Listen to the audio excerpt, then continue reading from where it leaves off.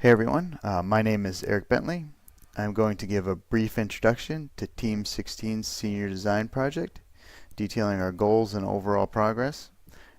Next, Brandon is going to discuss the hardware and user dashboard, followed by Keith giving a brief explanation of the appliance ID process. And lastly, Zach will talk about the schedule and the costs associated with the project.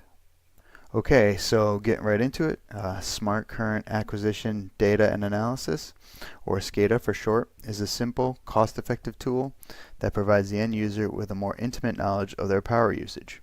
Such knowledge includes overall power consumption and cost, along with the ability to track an individual appliance's power consumption. This allows users to really see how much their pool filter pump or their water heater is costing them to run in real time. The software uses algorithms to analyze data in both the frequency and time domains through the application of the fast Fourier transform to identify a specific appliance's unique current signature. And in taking a minimalist approach to hardware, the total cost of the SCADA device is projected to fall well under the stated goal of $100. Over the course of this project, the amount of hardware we're using has drastically decreased. We were initially using an Arduino Do with an LCD screen, then progressed to the Raspberry Pi and particle photon combo, and finally settled on using just the particle photon.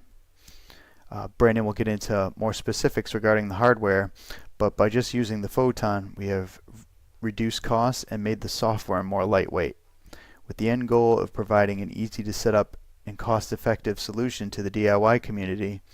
The decision to go this route was an easy one. Additionally, the cloud service provided by Particle is free to use and is easily interfaceable to Google Sheets, which we use to store data, do calculations, and provide a clean dashboard. We are currently putting the final touches on the appliance ID portion and documentation that we plan to submit to the DIY community sometime this month in hopes of receiving some user feedback. With that, I'll hand you off to Brandon, and he'll get into more detail on the hardware and the dashboard. Thank you. I'm Brandon. I'm going to go over the hardware, just like Eric said I would. So we've got our two mains coming in, and this is the main breaker panel for the house, my house in particular. It's pretty messy. So the two mains come in. This is a 200 amp service, comes in. We've got all of our neutral connections here, and then the distribution panel distributes all the loads from here, and we can monitor all of these loads that's coming in, and a lot of them we're able to pick out what's going on. Well, I say a lot, not more than half. How's that?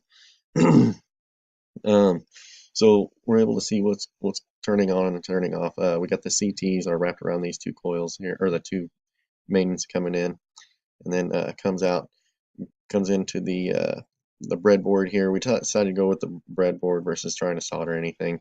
It just makes it easier for everybody. And then the voltage divider circuits, which we've also decided that we can do away with one of them and it doesn't hurt. At first we thought maybe there would be we wanted to keep them separate so that the signal would be cleaner, but then we found that it doesn't really matter. The signal is still pretty clean. So there's the hardware. I'm going to show you a little bit about the dashboard. The dashboard is really just makes everything that we're doing kind of look a little bit nicer. There's a lot of different ways to do it. We've all got our own version, and really it's going to be up to the end user to decide how they want the dashboard to look. Keith's going to go through the software, the program, and what actually calculates what's running and what's not running, which is standardized for everybody. This is just a kind of another way of doing it to look nice. You can monitor the most recent sample, which is usually every 9 seconds. Sometimes we can get it down a better sample rate, but then we found that we run into data problems. We're gathering too much data. And then you can see I got temperature and voltage coming into mine. That's sort of optional at this point, kind of wanted to beef it up a little bit. Probably won't include that on our final design, but it's nice to look at, and it kind of gives us a little bit of additional data to look at while we're trying to finalize what we got going. With that, I'm going to turn it over to Keith so he can show you the cool part of what we're doing. And take it away, Keith. All right, thank you, Brandon, for that review of our hardware setup. Now I'd like to discuss a little about the software solution we landed on, why we chose it, and what we've been able to do with it. Once we landed on using the particle photon for this project, we knew we need some sort of backend to receive all this data we're collecting and analyze it. We needed something that was compatible with the photon, which was easy since it's compatible with most major cloud-based computing platforms. We wanted something that was easy to use and didn't require a degree in software engineering to set up, since we're all on our way to becoming electrical engineers. We wanted something that was ideally free to use and would offer plenty of storage. Finally, we wanted something that had tools that would allow us to analyze our data, identify appliances, and present relevant information in a useful format for the end user. We decided that using Google Sheets to collect and analyze our data was the simplest solution that satisfied all of our requirements. The basic idea is that the photon is continuously monitoring the home's current, doing a fast Fourier transform on the waveform, and then pushing that data into Google Sheets using a webhook. As you can see here, we have a timestamp column, an RMS current column, followed by frequency magnitudes from 20 Hertz to 200 Hertz by multiples of 10, which is where we've determined through experimentation most of the relevant data is.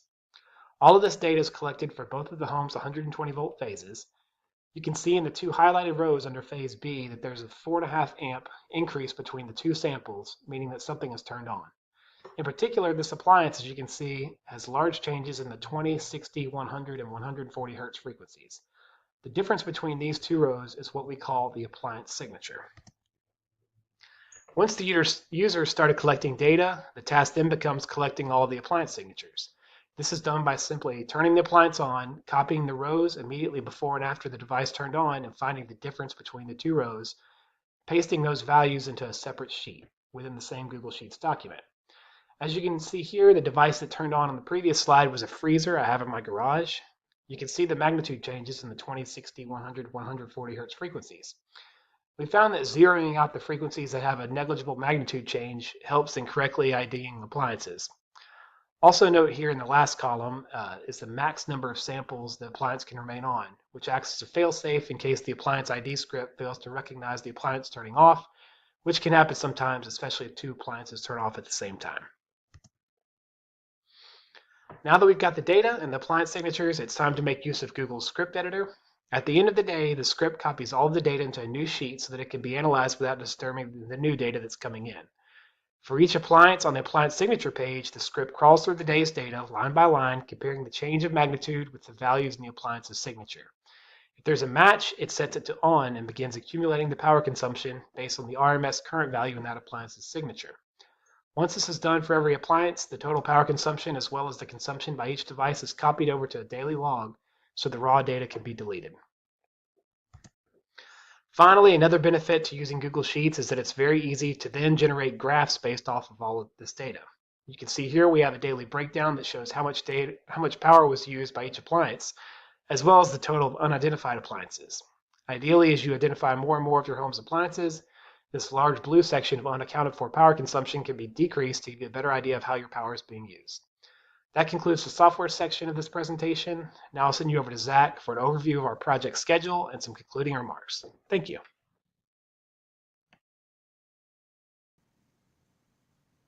Thank you, Keith. To our audience, what you've heard so far, software solutions complete, the hardware solutions complete. You put it all together and we've got a completed design. What's left for us to do is, we believe in this project, and so we've decided to offer it to the DIY community, to the people out there for free. It's an opportunity. What we found here is that we all know to increase the thermostat in the summer when it's hot or decrease it in the winter when it's cold, but that affects your quality of life. What people have been able to do here is once they've identified the equipment that's running and not running in their house, they can turn off the things that are consuming power that they don't need on. And so pretty quickly, we're able to reduce power consumption for the things we don't need and maintain kind of that quality of life we're used to, which is a big deal. So going forward, here's what we're focused on. As you can see, the final design is complete. We're all but done with publishing this thing. Just a couple more steps. We'll have that hammered out in a couple of weeks, maybe less. And what we have left for the semester is some maintenance and completing the course. Our budget, this is where we're at as is. It's about $60, well under the $100 limit. We're actually looking at using, Particle offers a package deal where the breadboard's included. Might drive up the cost a little bit, but what we found is they package some high quality products together, and especially with the breadboard, we've run into a couple of issues over the past few months with breadboards, and just recommending that we get high quality stuff, and it's a lot easier. It might drive up the project cost a couple of bucks, but it's worth it.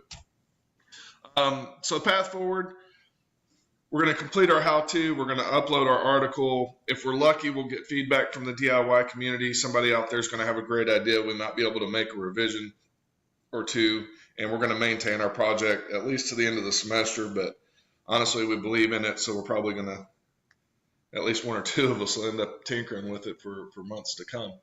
For the class, after this presentation, we've got another video quiz, a final report, and a final demo that we plan on completing with enthusiasm, because after we complete our project and complete our coursework, the goal here, the driving force for our team, is being graduates in May.